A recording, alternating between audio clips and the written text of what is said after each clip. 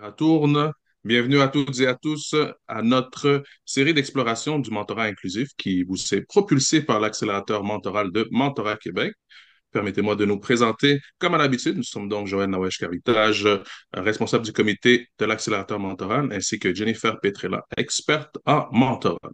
Alors, notre exploration aujourd'hui, qui sera d'une mini-série de deux, portera justement sur le mentorat, l'exploration sur le mentorat autour du monde.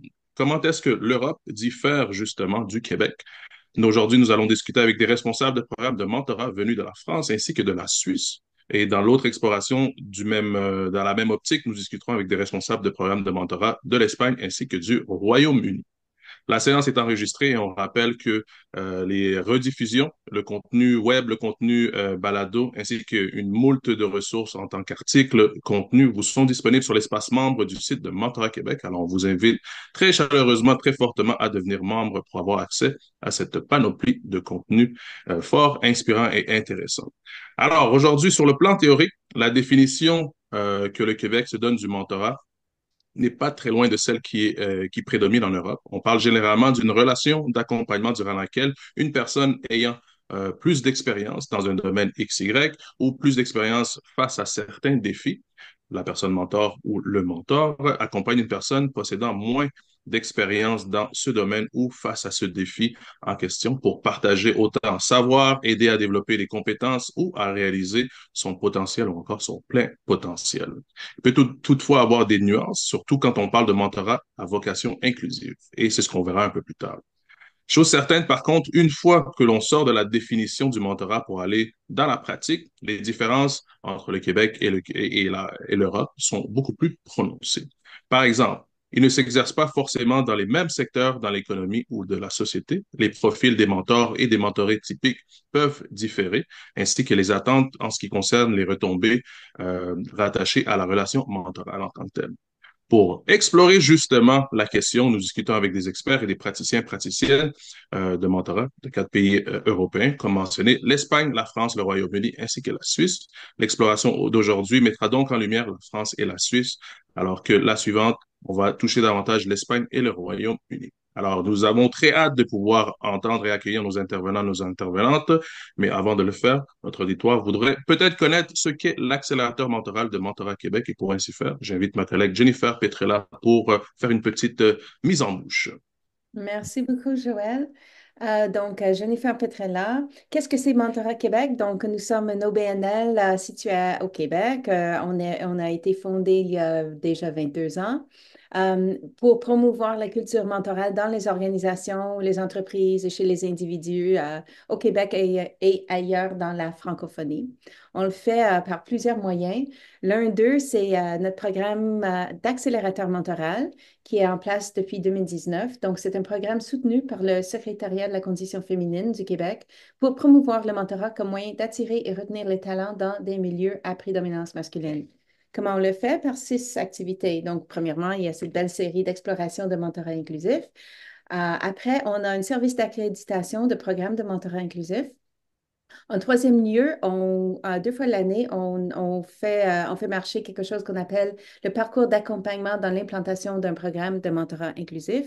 Donc, accompagne une petite cohorte d'entreprises et d'organisations dans toutes les étapes de design, de déploiement et d'évaluation de leur programme de mentorat inclusif. Ensuite, on écrit des articles, on fait des capsules vidéo, on a une série Bon Mauvais Mentor. On fait des conférences et des formations et entreprises. Et en 2025, une nouveauté, on va débuter les jazettes mentorales, donc des groupes d'échange de pratiques pour les responsables de programmes de mentorat. Merci, Joël. Merci beaucoup. Alors, sans plus tarder, passons maintenant à la présentation de nos intervenants et intervenantes. Nous avons le plaisir d'accueillir trois personnes, justement, de France ainsi que de Suisse. Et pour commencer, Monsieur Yair Mimoun, après une formation en ingénierie et en finance, Monsieur Mimoun a effectué un parcours professionnel public-privé en France, d'abord au ministère de l'Environnement, puis ensuite dans des grands groupes industriels ainsi que financiers. En 2015, il se forme à l'Executive Coaching des HEC Paris et découvre le mentorat au Startup Leadership Program où il accompagne des jeunes entrepreneurs. Il s'intéresse ainsi au mentorat inclusif en accompagnant des entrepreneurs vivant en situation de handicap ou issus des quartiers dits prioritaires.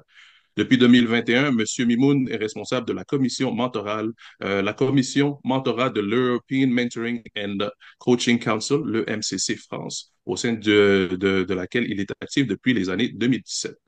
Par ailleurs, Mentorat Québec a signé en juin 2024, qui vient tout juste de passer, une entente de collaboration avec le MCC France. On vous remercie beaucoup, justement, M. Mimoun, pour votre leadership et les beaux échanges qui s'annoncent à travers tout ça.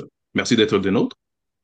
Merci, bonjour à tous. Ravi d'être parmi vous et de partager les témoignages côté français. Super. Et, en second lieu, nous avons donc Madame Audrey Paronne, qui est sociologue spécialisée dans la diversité de genre dans le domaine de l'intelligence artificielle. Depuis 2018, elle travaille au sein de la Fondation Impact IA sur les enjeux de la diversité et d'inclusion dans l'IA. Elle coordonne le International Diversity AI Observatory, dont l'objectif est d'augmenter à 30% le nombre de femmes dans le domaine de la tech. Elle coordonne également le programme My Mentor is a Woman, proposant un mentorat unique où des femmes leaders accompagnent des hommes dirigeants afin de promouvoir et d'augmenter la diversité dans leurs entreprises. Son approche est centrée notamment sur l'engagement des hommes à devenir des acteurs actifs de la diversité. Madame Paronne, merci d'être des nôtres. Bonjour, merci à vous pour l'invitation et je suis ravie de participer à cette discussion. Merci. Fait plaisir. Fait plaisir, merci beaucoup. Et en troisième lieu, nous avons Madame Laura Venkaruti Tokmanov, qui travaille depuis plus de 25 ans dans le domaine de la transition professionnelle. Elle dirige la Fondation Impact IA qu'elle a cofondée il y a 7 ans, formée au MIT en Artificial Intelligence and Business Strategy ainsi qu'au MILA, au Responsible AI and Human Rights. Madame Venkaruti Tokmanov considère que la transition des modèles de gouvernance et de la transformation du travail par l'intelligence artificielle sont le plus grand défi sociétal des prochaines années. On vit exactement dedans. J'imagine que tout le monde a pu un peu jouer avec ChatGPT, ne serait-ce que pour une petite incursion. Madame Venkaruti Tokmalov, merci beaucoup d'être des nôtres ce matin. Merci beaucoup, ravie d'être là. Vous pouvez simplement dire Tokmakov, ça suffit. Parfait.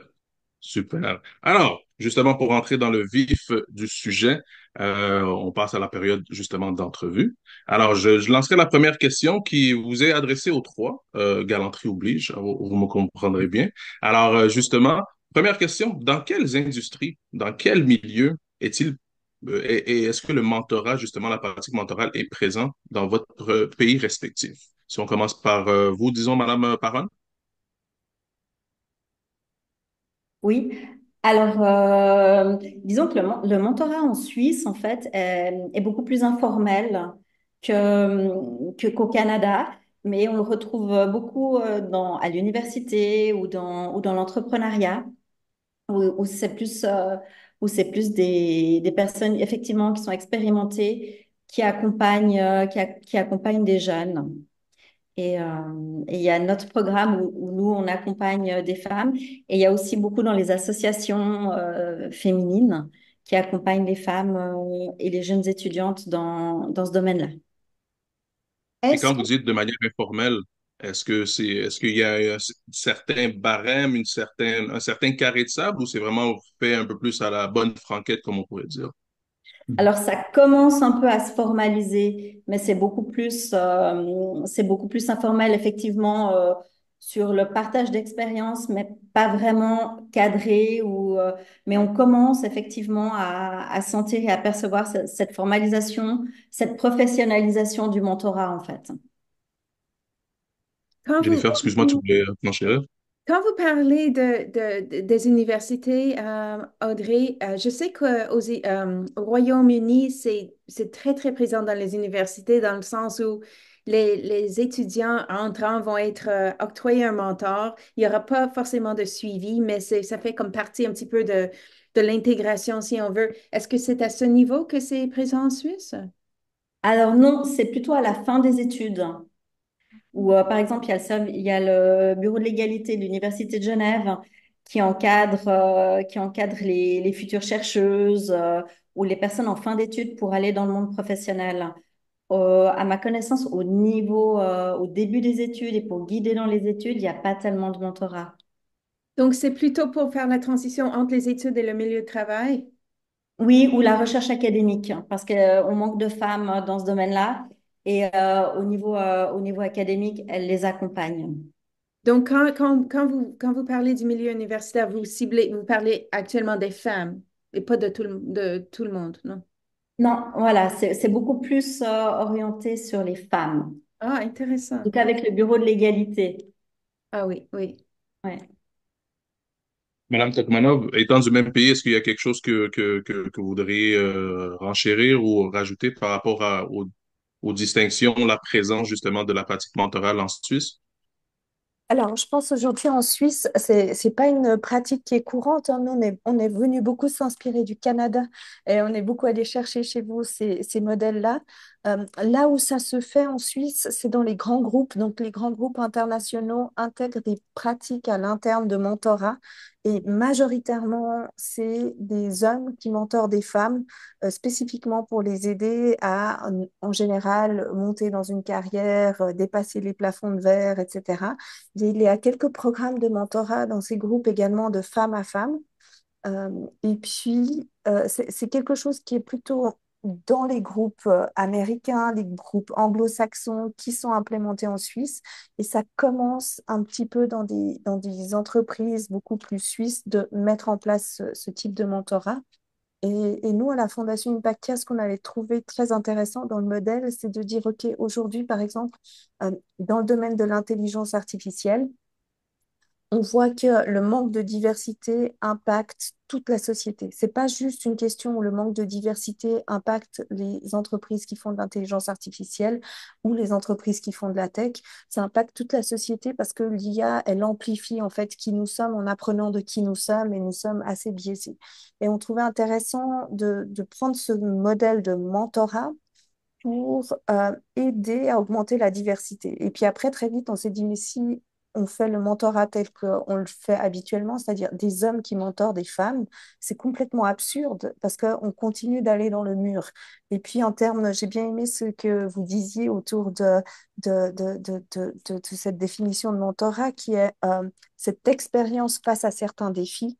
Et en fait, qui mieux que des femmes ou des personnes issues de la diversité ont cette expertise pour aider à augmenter la diversité, ce défi de diversité.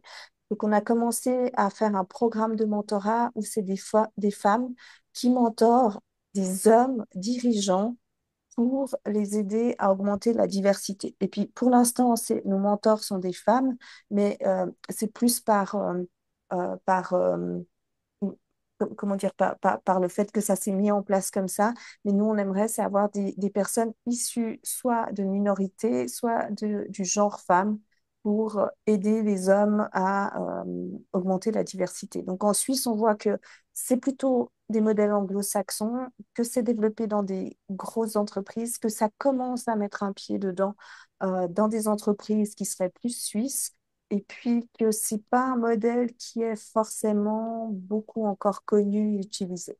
Et quand il est utilisé, c'est des hommes qui montrent aux femmes comment il faut faire, alors que la société étant en train d'aller dans le mur, d'avoir plus d'hommes qui montrent à des femmes comment faire, c'est pas une façon de résoudre les problèmes de la société. Donc voilà. Et puis les communautés de femmes qui, elles, sont très actives pour trouver des solutions à la diversité, qui, elles, vont se mélanger vont utiliser aussi du mentorat pour aider d'autres femmes. Donc voilà, c'est un peu le panorama suisse aujourd'hui.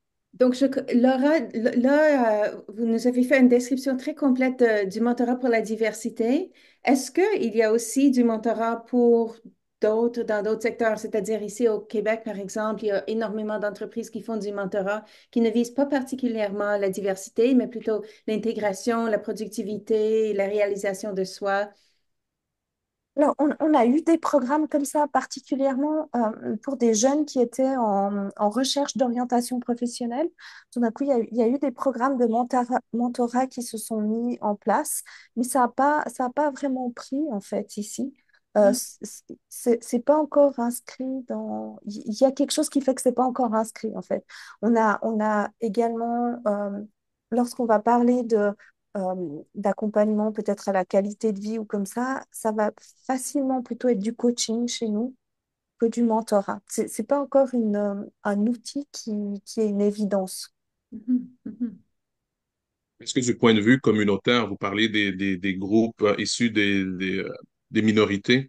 Est-ce qu'en Suisse, comme au Québec, ça existe aussi, on a des programmes de jumelage, de mentorat appelés jumelage, des groupes comme le SANA, les services d'accompagnement des nouveaux arrivants. Alors, c'est pas du volet uniquement professionnel, c'est vraiment dans l'inclusion à la vie sociale, l'inclusion, ben, une personne qui vient d'arriver depuis moins de 5 ans, comment trouver des points de repère, comment s'adapter au nouvel environnement, au nouveau climat, autant social, voir comment est-ce que les us et coutumes fonctionnent. Est-ce qu'il y a dans un volet un peu plus humain, d'intégration, d'inclusion, justement, de la diversité qui peut exister ou venir s'enraciner justement en Suisse? Est-ce que des volets un peu moins de l'ordre professionnel de la chose existent ou sont en balbutiement?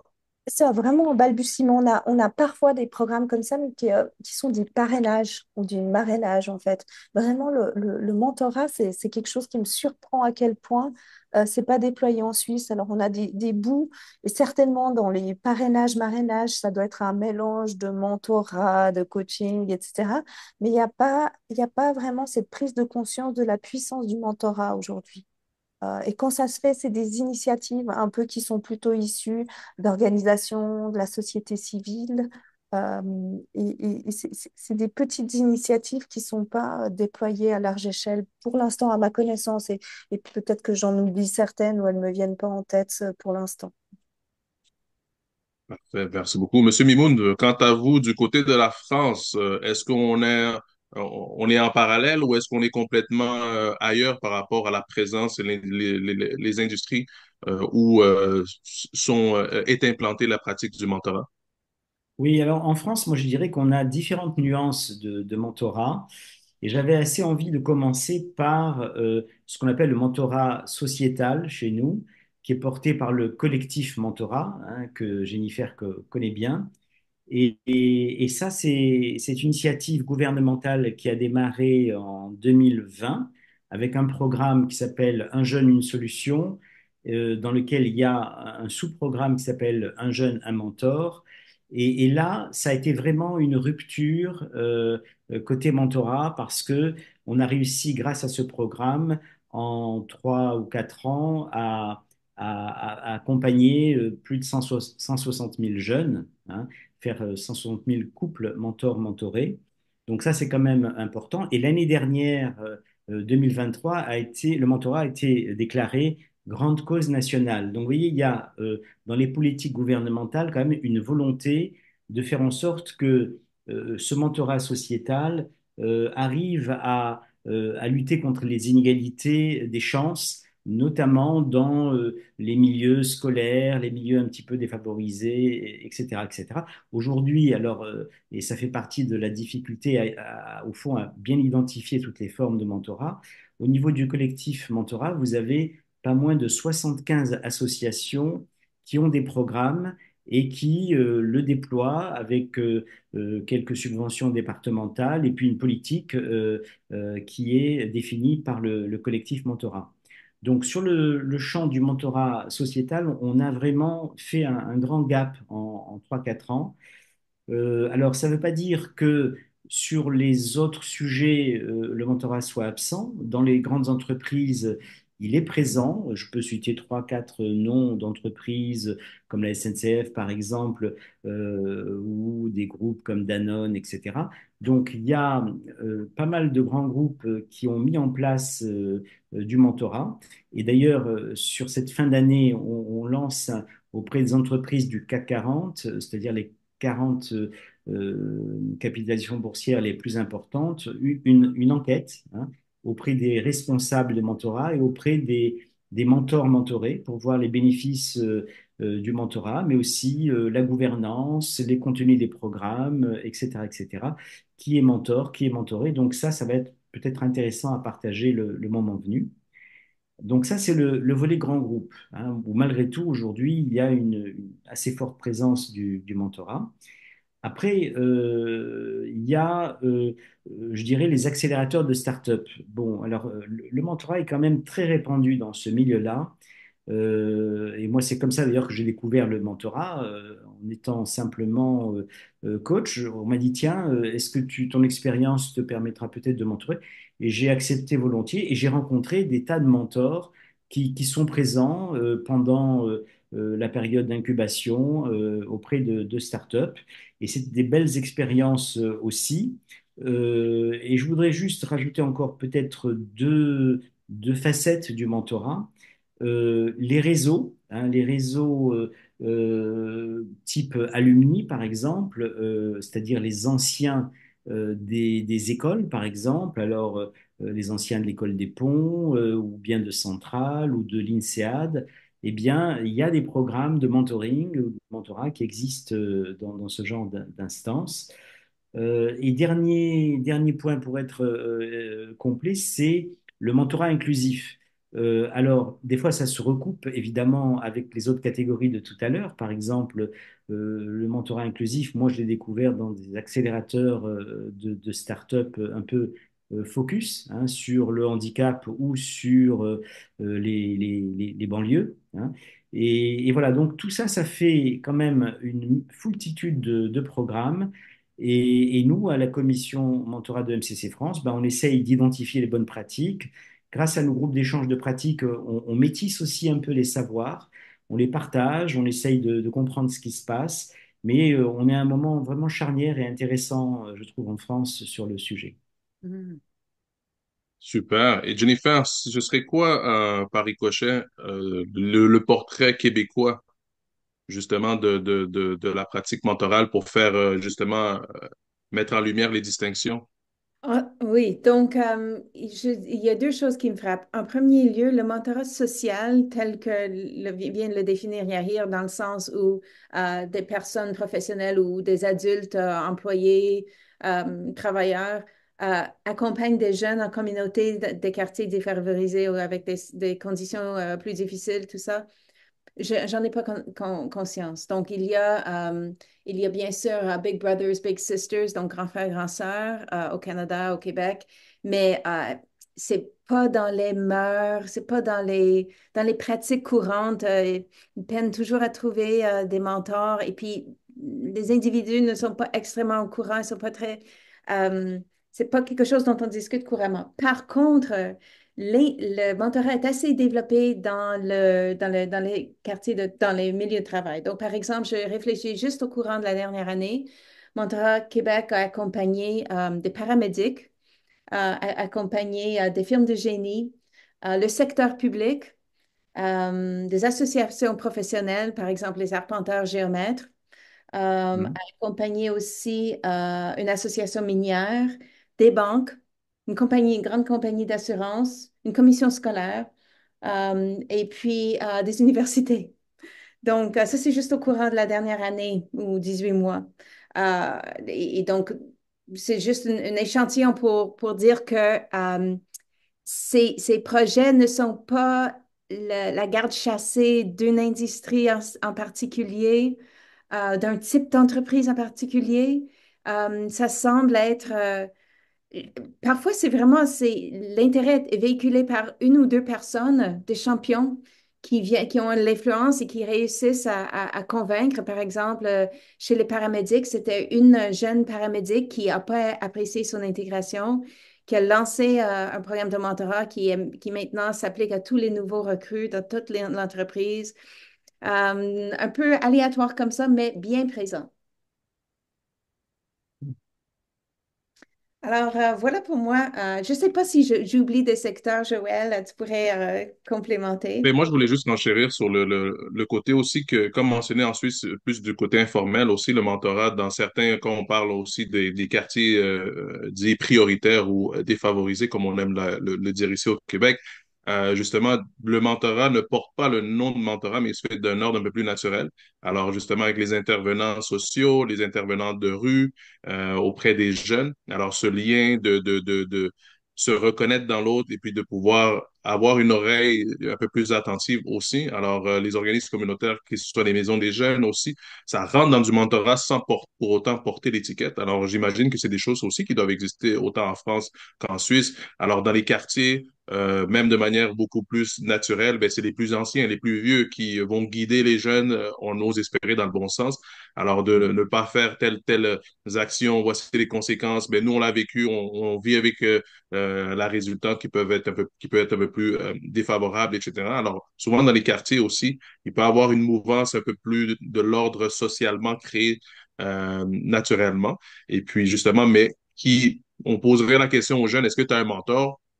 Ça dit, c'est ni chaud ni froid, ça me dit pas nécessairement quelque chose, cette étiquette, mais j'ai quelqu'un, comme on l'appelle ici, c'est des OGs, c'est ma porte, mon oreille attentive, c'est ma porte de secours en quelque sorte, mais ça existe aussi en dehors des cadres un peu plus formels, chose qui pourrait être aussi bénéfique de pouvoir aider à donner une certaine structure ou un certain cadre aux organismes comme ça qui œuvrent déjà dans l'ordre du naturel sans pour autant vouloir rendre trop carré leur processus. Alors, le côté très laissé un peu plus à l'ordre du naturel aussi peut aider justement à bien cerner les gens, puis à ne pas uniquement rendre la chose très formatée non plus.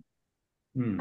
En effet, et je me dis que peut-être, tu sais, donc Laura, je pense que c'est vous qui avez dit que le mentorat, tu sais, c'est pas quelque chose qui est très ancré, qui est très présent, qui est très à l'esprit et tout ça.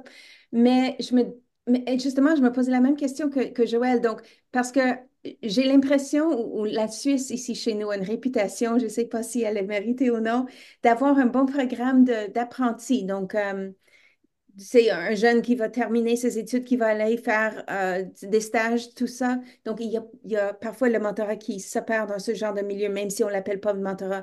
Est-ce que vous et Audrey pourriez nous éclairer sur... Je crois vraiment pas que c'est des programmes de mentorat. Je réfléchissais à ce que vous disiez sur, par exemple, dans des milieux qui seraient un peu plus à défi. Chez nous, on va déployer des structures de travailleurs sociaux hors mur, en fait. Et il va tout de suite y avoir une sorte de professionnalisation de ça. Je sais que sur Genève, il y a eu, il y a quelques années, une expérience qu'on a appelée Grand Frère où là, c'était sur un quartier qui avait beaucoup de challenges pour la Suisse. En général, quand les gens ils rigolent, parce que pour nous, beaucoup de challenges, c'est vraiment pas ce que vous rencontrez peut-être souvent. Et du coup, il y a eu cette tentative de faire des programmes grands frères. Et là, c'était plus proche du mentorat.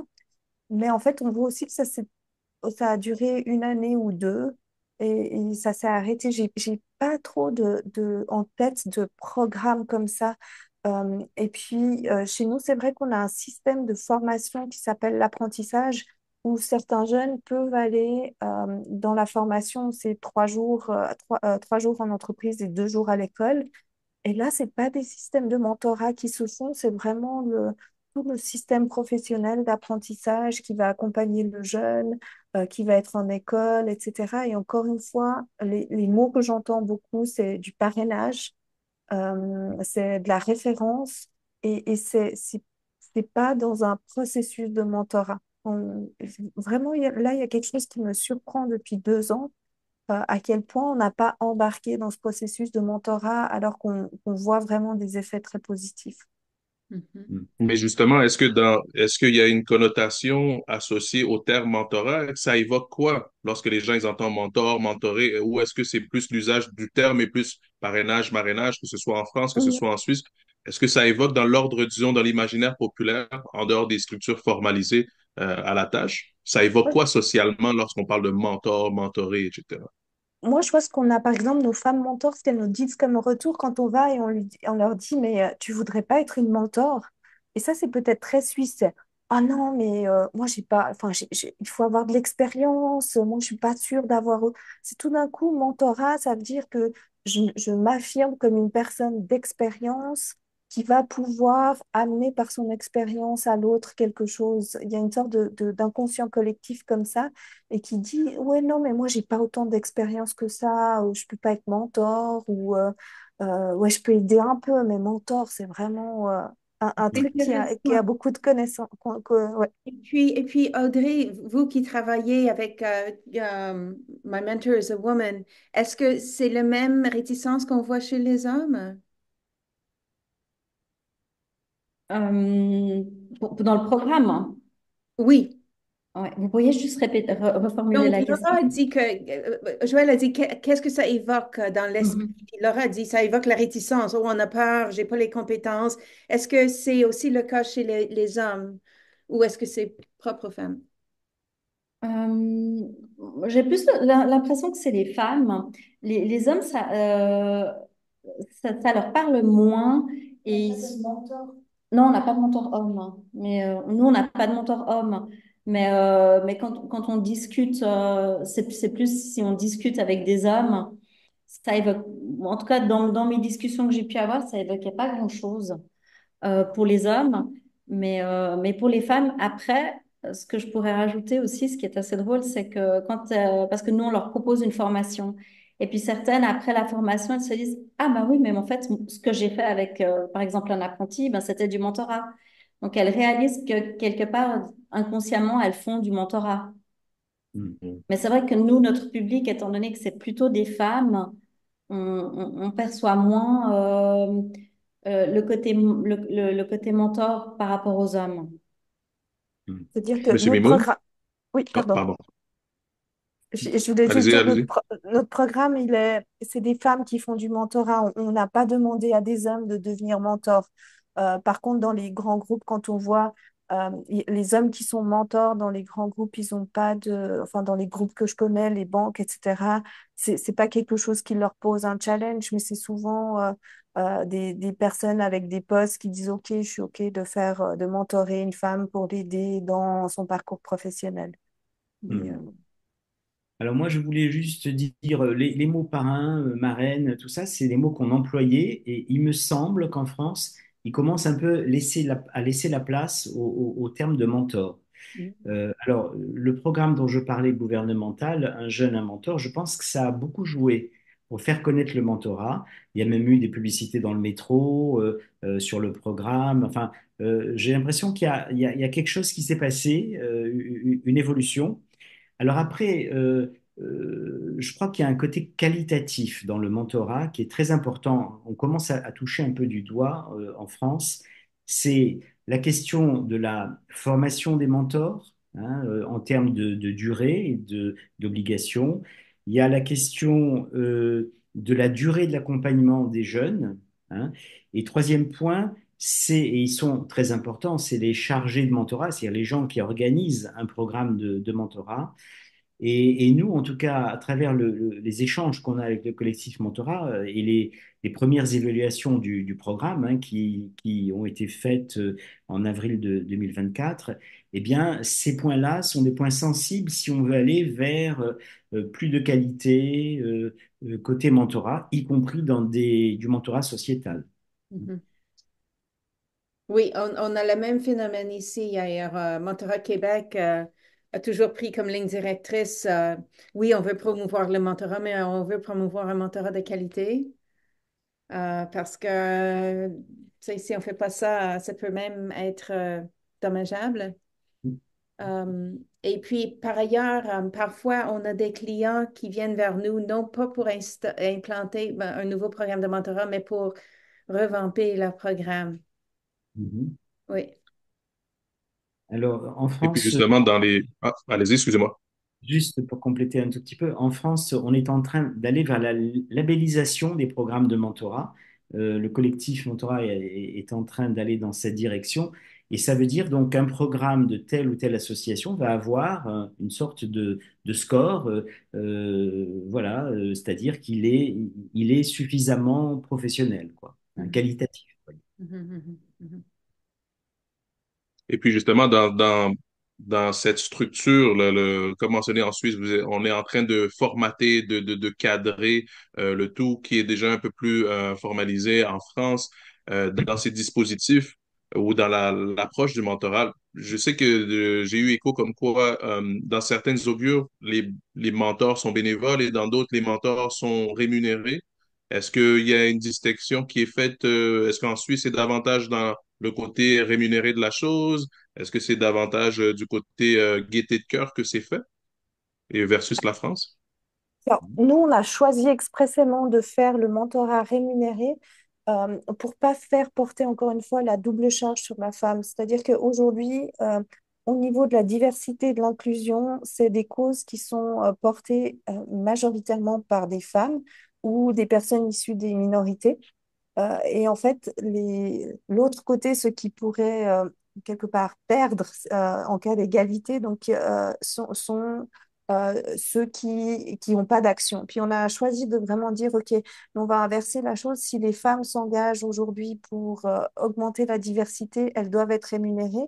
On sait que c'est à l'encontre des principes en général du mentorat, mais on voulait vraiment, vraiment ne pas faire porter cette double charge sur les femmes et on a choisi de faire comme ça, euh, tout en sachant que dans un monde idéal, le mentorat, il a aussi sa richesse par son action bénévole. Mais là, ça remettait la même chose encore, des femmes qui, surchargées, prennent en plus du temps pour faire quelque chose, pour amener la société vers un pas en plus. C'est pour ça qu'on a fait ce choix. Autrement, en Suisse, c'est tout le temps, à part notre programme, c'est tout le temps bénévole. Mhm. Et de votre côté, Monsieur Mimoun? Oui, alors chez nous en France, le mentorat est généralement bénévole.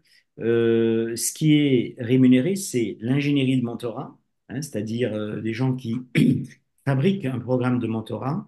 Et puis, pardon, c'est apparu il y a quelques années, c'est ce qu'on appelle les business mentors, qui eux interviennent sur des secteurs où ils ont une grande compétence et où ça s'adresse à des chefs d'entreprise plutôt qui sont à des phases un peu stratégiques de leur développement et qui vont avoir besoin voilà, de quelqu'un qui a une posture qui peut ressembler un peu au conseil quand même, hein. Voilà, c'est une posture peut-être plus variable bon, il faut voir si ça se confirme, mais voilà, on a identifié ça, une petite case business mentor, hein. Est-ce que c'est Voilà. accrédité? Alors, dans un des programmes que je connais, il y a eu effectivement une certification, en tout cas, mais globalement, d'ailleurs, le mentorat aujourd'hui a à chercher ses lettres de noblesse, hein. Alors, je ne sais pas si on va parler un petit peu de tout ce qui est le cadre, hein, finalement, tout ce qui est la sécurité de tous ces programmes. Mais par exemple, en France, il y a ce qu'on appelle les accords d'autorégulation qui ont été signés au niveau européen pour tous les métiers de l'accompagnement, hein, le coaching, la supervision et le mentorat. Et ça apporte, disons, une garantie que le métier va être exercé dans le cadre de la déontologie, dans le cadre de l'éthique, etc. Donc il y a des choses, hein, qui commencent à se faire et je crois que ça va dans la bonne direction. Mhm. Et puis, justement, vous l'avez mentionné, Madame Tokmanov, dans cette idée où est-ce que vous êtes allé à l'encontre disons, de la définition usuelle du mentorat qui se veut une action bénévole. Je vous lance la question, elle vous s'adresse aussi à vous, à Madame Paron. Est-ce que le fait de rémunérer les gens pour qu'elles soient appelées à être mentors, autant les hommes que ça puisse être des femmes aussi, est-ce que ça peut être contre-intuitif ou contre-productif dans la mesure où est-ce qu'on peut attirer des gens plus pour ce petit salaire en à côté que le côté de gaieté de cœur? Mais on comprend absolument la réalité puis de vouloir amoindrir les charges, cette réalité. Mais est-ce que vous avez déjà vécu des retours de flamme par rapport au fait que est-ce qu'on attire les bonnes personnes pour les bonnes raisons? Et puis, de votre côté aussi, Monsieur Hier, comme vous mentionnez que c'est un peu en mode hybride en France, où est-ce que d'usuel bénévole, mais dans certains augures, on peut être appelé à rémunérer, que ce soit la construction des programmes. Est-ce que ça pourrait être, dans votre expérience ou, à votre avis, quelque chose de contre-productif ou de contre-intuitif, le fait de mettre de l'avant une petite enveloppe en quelque sorte? Mm. Alors, dans notre cas, en tout cas actuellement, on n'a pas eu de retour de flamme, au contraire, et on sent vraiment que c'est pas du tout l'appât du gain et elles le font pas du tout pour ça. Elles ont vraiment à cœur et la conviction de pouvoir aider à faire avancer en fait tout ce qui est justement la diversité et l'inclusion. Donc c'est pas, en tout cas pour le moment, et heureusement, on n'a pas du tout ce sentiment-là de la part des femmes mentors qui participent au programme. Puis moi, j'ajouterais que enfin, le terme appât du gain, je pense il est à questionner dans le sens où si des personnes ont besoin d'un support financier en plus et qu'ils l'atteignent avec ça, ce n'est pas une mauvaise chose en fait. Notre programme, il est aussi fait en sorte il y a tout un cadre autour du programme où les personnes, on va les former. Donc, nos femmes mentors, elles sont formées, elles ont un jour en présentiel, où là, on va travailler en présentiel sur la posture, sur tout ce qu'on appelle syndrome de l'imposteur, de moi en tant que femme, de l'homme en tant qu'homme qui se trouve aussi là-dedans. Ensuite, elles ont 11 sessions à distance dans notre métaverse. On va travailler sur vraiment toutes les postures de mentor. On a une charte qui encadre le mentorat. On a un support de premier niveau, c'est-à-dire s'il y a un problème entre mentoré et menti, la fondation est là en support. On a un support de deuxième niveau qui est les intravisions. On va faire des supervisions entre femmes mentors pilotées par une psychologue et on a un support quelque part de troisième niveau de one-to-one où là on peut faire intervenir une psychologue quand tout d'un coup il y a un problème. Donc en fait, la personne qui se dirait «Oups, j'ai rien à faire» ou «Tiens, je vais payer mes vacances avec du mentorat», je lui dirais «Tant mieux parce que ça fait pas de toi une mauvaise mentor». Mhm. Alors, de notre côté, moi, je dirais que, bon, alors, on est une association de coachs et de mentors et de superviseurs, hein, et donc, évidemment, on est influencé par notre métier de base, qui est le coaching, et qui dit coaching dit cadre et même contrat. Donc, si on a un client coaching, c'est un vrai client rémunéré, sauf si on fait du coaching solidaire, et à ce moment-là, ce contrat prévoit une rémunération, et c'est tout à fait normal. Dans le cadre du mentorat, en fait, on n'en est pas là, hein, on n'en est pas là. Il y a, comme vous l'avez dit, il y a une charte, il peut y avoir de l'intervision. Ça, c'est des choses qui commencent un tout petit peu à se développer, les groupes d'échange de pratiques. Donc, en fait, il y a des choses qui existent pour professionnaliser le mentorat, mais on est loin de la rémunération, hein, sauf pour le business mentorat dont je parlais tout à l'heure. Parfait. Jennifer, au Québec, est-ce qu'on est plus dans la recette traditionnelle ou est-ce qu'il y a des figures d'exception ou est-ce qu'il y a de la rémunération qui peut être associée au mentorat, à savoir justement aussi, est-ce que c'est quelque chose est-ce qu'il y a un petit astérix à mettre ou est-ce que c'est quelque chose qui glisse et qui est bénéfique comme mentionné par nos deux intervenantes de Suisse? Donc, j'aime beaucoup cette discussion parce que c'est quelque chose auquel j'ai souvent réfléchi. Et oui, je suis d'accord. Ben, je rejoins un petit peu Laura et Audrey dans le sens où c'est peut-être pas le modèle dominant de rémunérer les mentors, ou les mentors, mais on a certains secteurs où les personnes sont, tu sais, bon, premièrement, ils font beaucoup ce métier de care, hein. Les femmes font le métier de care qui est non rémunéré dans la vie quotidienne. Par ailleurs, je lisais un article justement sur les professeurs en université, hommes et femmes. Et puis, en plus de toute la charge d'enseignement et puis de la recherche, puis la publication, puis l'administration, les femmes professeurs se retrouvent avec des attentes beaucoup plus élevées en ce qui est du care. Les étudiants vont les solliciter plus, ils vont être moins heureux avec leurs notes, ils vont se permettre des choses avec des femmes professeurs qui ne vont pas se permettre avec des hommes professeurs. Donc, même là, dans un cadre de recherche et tout ça, bon, c'est malheureusement toujours le cas. Donc, dans ces situations, euh, pour moi, c'est complètement logique de ne pas mettre un fardeau de plus hein, sur les personnes qui en portent déjà.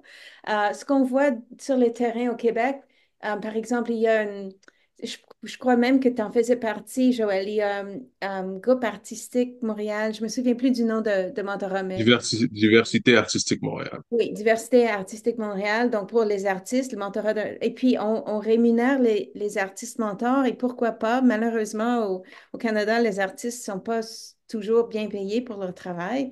Et puis, si on ne le faisait pas, ce qu'on ferait, c'est qu'on réduirait le bassin de mentors à des personnes qui n'ont pas besoin d'argent.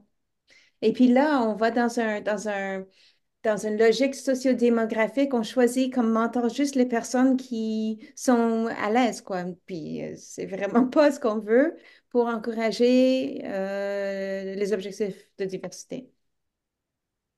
Mhm. Les objectifs d'inclusion, justement. Je vais te laisser avec la question à vocation inclusive, Jennifer. Oui, donc pour poursuivre un petit peu avec ce qu'on a vu tantôt sur les questions de diversité, donc l'accélérateur mentoral, bien sûr, c'est un petit peu notre champ de jeu, terrain de jeu. Donc, on a vu qu'en Suisse, le mentorat féminin il semble être l'axe dominant, si on veut, pour l'inclusion. On voit un petit peu pour les jeunes en quartier défavorisé. Du côté de la France, on voit comme un investissement massif dans les jeunes. Um, Ici au Québec, on vise aussi les personnes racisées beaucoup et les immigrants par les programmes de diversité. Est-ce que c'est aussi le cas chez vous, Yair? Alors, chez nous, moi, je connais certains programmes dont je peux vous parler un tout petit peu.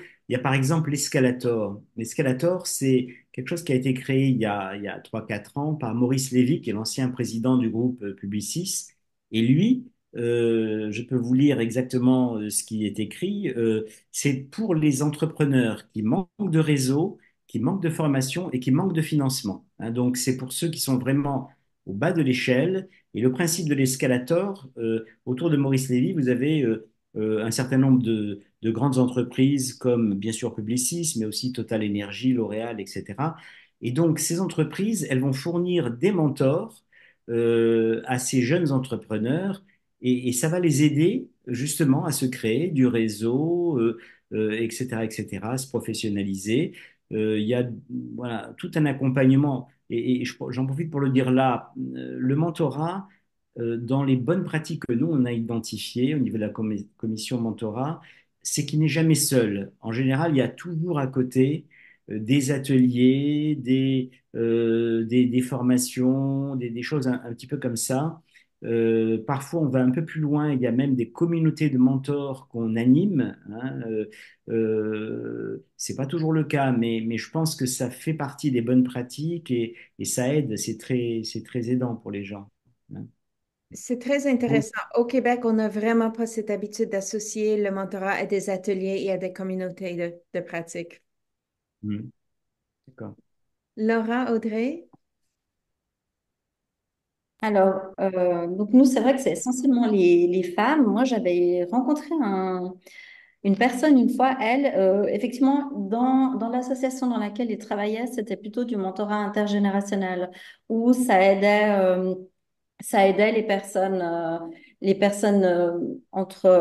partir de 50 ans et plus à se réintégrer dans le monde du travail. Mais c'est la seule association où j'ai eu connaissance qu'il y avait un programme de mentorat pour d'autres minorités, enfin minorités si je puis dire. Oui, Mhm. oui. Alors, non, je vois ici, on a des programmes hein, vraiment de mentorat pour des personnes issues d'immigration. Ça, c'est assez courant. Et c'est pas vrai qu'en Suisse, les mentorats sont uniquement femmes en majorité. Vraiment, il y a une énorme grosse partie de mentorats professionnels qui sont faits par des hommes pour des femmes. Ça, il y a vraiment, c'est un peu le mentorat assez classique. Mais maintenant, on a des structures d'immigrés de personnes issues de l'immigration, où il y a des programmes de mentorat, je viens d'en penser à un autre aussi qui est aussi le même système que le business mentorat, où en fait on va mentorer des entreprises qui sont dans la cybersécurité, des PME, donc des petites entreprises, petites et moyennes entreprises dans la cybersécurité qui sont tout d'un coup mentorées pour les aider à devenir plus résilientes face à des attaques de pirates. Donc, on a vraiment certaines choses qui se mettent en place. Euh, mais ce qu'on voit, c'est souvent des petites initiatives qui ont de la difficulté à survivre. Par contre, il faut tout le temps beaucoup aller chercher à financer ces structures-là, malgré le fait qu'on travaille avec des bénévoles. Oui, c'est intéressant. Parlant de financement, le Canada, tout aussi comme le Québec par ailleurs, et investit énormément dans le mentorat pour les entrepreneurs. Donc, c'est peut-être, tu sais, il est vrai que la plupart bon, l'entrepreneuriat est très important pour, comme dans la culture canadienne, je dirais, c'est très valorisé. Et puis, des PME aussi. Donc, au Québec, ça représente la majorité des emplois, dans le fond. Euh, est-ce que, donc Yair, est-ce que les programmes pour entrepreneurs dont vous avez fait mention, est-ce qu'ils sont appuyés par le gouvernement ou est-ce que ce sont des associations? Alors, celui dont je parlais, l'escalator, non, n'a pas de subvention départementale. En revanche, il y a deux autres programmes, Time to Start, qui est pour les quartiers, et puis celui qui s'appelle HUP, qui est pour les entrepreneurs en situation de handicap. Alors, en fait, ils vont pas avoir de l'argent de l'État, mais ils vont concourir sur des appels à projets, comme on dit chez nous, par exemple de la Banque pour l'investissement, la BPI, ou de la Fondation Entreprendre. Donc ça, c'est une façon pour ces programmes de trouver de la ressource, hein. Mais quelque chose de très important, je crois, et très intéressant, c'est l'évaluation. C'est l'évaluation, parce qu'à partir du moment où on demande de l'argent, où on répond à ce genre de concours, eh bien, je sais qu'en novembre, par exemple 2024, ces deux programmes que j'ai cités vont être soumis à une évaluation contradictoire de leur bailleur de fonds. Et ça, c'est important. Donc, c'est pour ça que pour moi, même ce mentorat bénévole, et même s'il est en direction de populations un peu fragiles, eh bien, il doit être qualitatif. Et en tout cas, il y a une volonté de la BPI et de la Fondation Entreprendre d'avoir un certain niveau de mentorat, quoi. Le terme évaluation contradictoire ne m'est pas familier. Qu'est-ce que ça veut dire? Ça veut dire qu'il va y avoir un peu comme un cabinet de conseil qui va vous interviewer. Moi, je vais être interviewé, par exemple, puisque je fais partie des mentors. Ils vont interviewer la gouvernance aussi de ces programmes pour voir finalement, ils vont interviewer aussi les mentorés pour voir si finalement la promesse est tenue, hein. C'est-à-dire si les gens ça les aide à s'insérer professionnellement, à avancer dans leurs projets, etc., etc., hein. Oui, ici, on appelle ça une évaluation externe ou un audit. Voilà, c'est ça. Oui, oui. Ah, excellent. Oui, oui, excellent. C'est très intéressant. Est-ce que, donc, les travailleurs expérimentés, c'est une population que commence à valoriser ou à prêter attention, à attirer l'attention des gouvernements. Donc, c'est très intéressant de voir que c'est aussi un petit peu le cas chez vous. Est-ce que la communauté LGBTQ+, fait partie du monde de mentorat chez vous? Chez moi, pour l'instant, j'ai pas rencontré, mais ça existe peut-être, hein, je sais pas. Laura? Et de l'autre côté, je n'ai pas assez de connaissances fines pour savoir s'il y a des programmes de mentorat qui se sont mis en place d'une façon ou d'une autre. Euh, Ça, je pourrais pas. Je sais qu'il y a des initiatives qui sont allées en entreprise, etc. Mais vraiment du mentorat, j'ai pas cette connaissance. C'est intéressant. On travaille actuellement sur le programme de mentorat de la Chambre de commerce canadien LGBTQ+. Et puis, on a regardé les autres chambres de commerce en Europe. Puis, honnêtement, on n'en a pas trouvé. Chambre de commerce gay.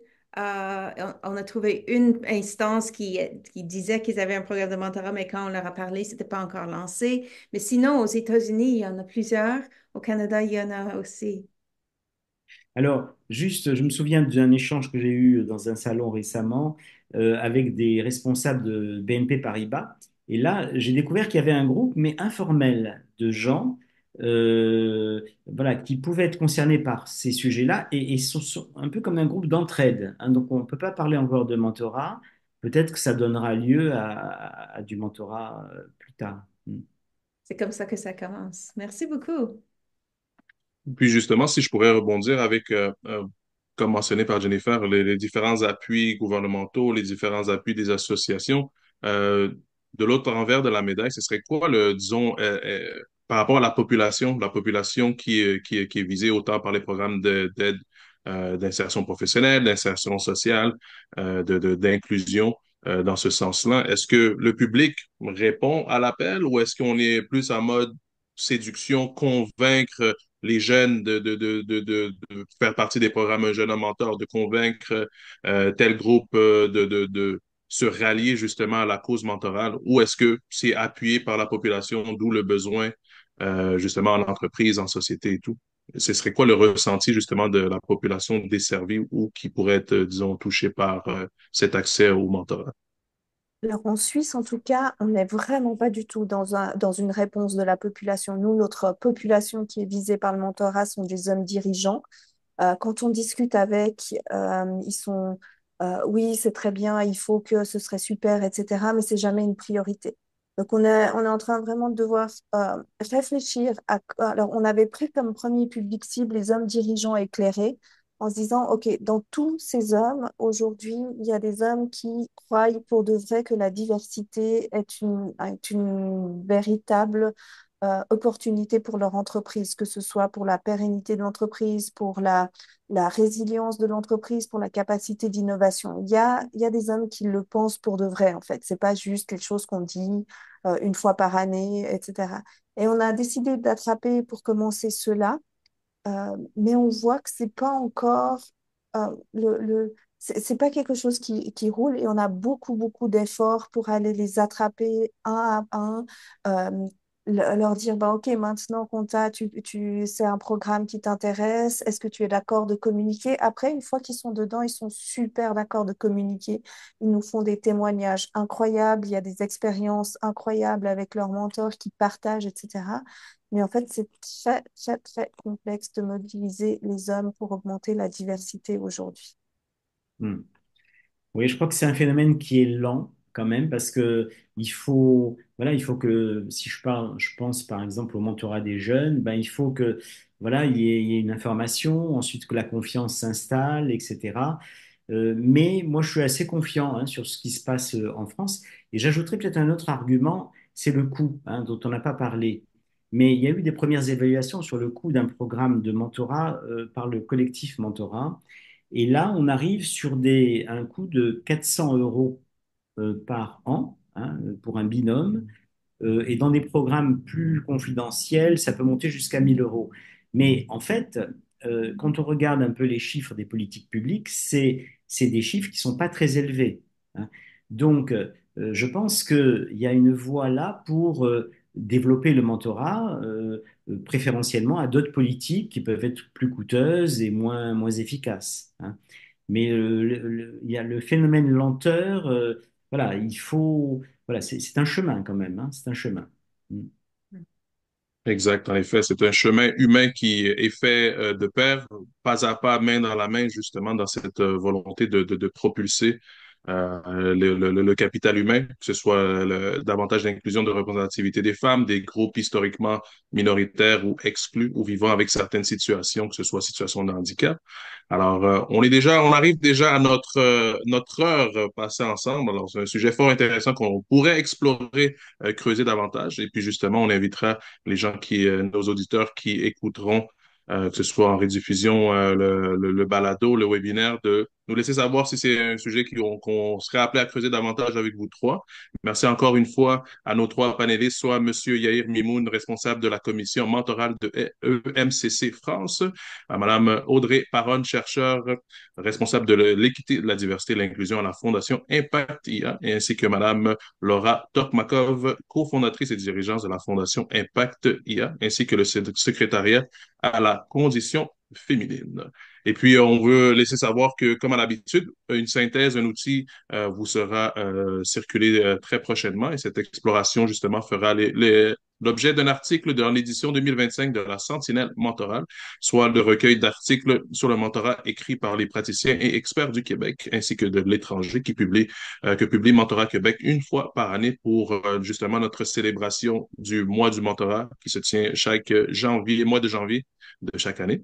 Alors, consultez notre site web pour vous en procurer une copie aussi. Et puis, consultez notre site web, devenez membre pour avoir accès à notre panoplie d'outils ainsi que nos explorations antécédentes ainsi que celles-ci. Alors, c'était Jennifer Petrella, experte en mentorat, ainsi que moi-même, Joël Narouech-Caritage, responsable du comité de l'accélérateur mentoral avec nos trois panélistes de feu. Merci d'avoir été des nôtres durant cette exploration sur le mentorat inclusif. Une heure, ça passe assez vite, mais on espère que ce n'est que le début de toute façon de moult collaborations entre nos trois ou nos trois entités, nos trois nations. Merci d'avoir été des nôtres durant cette exploration.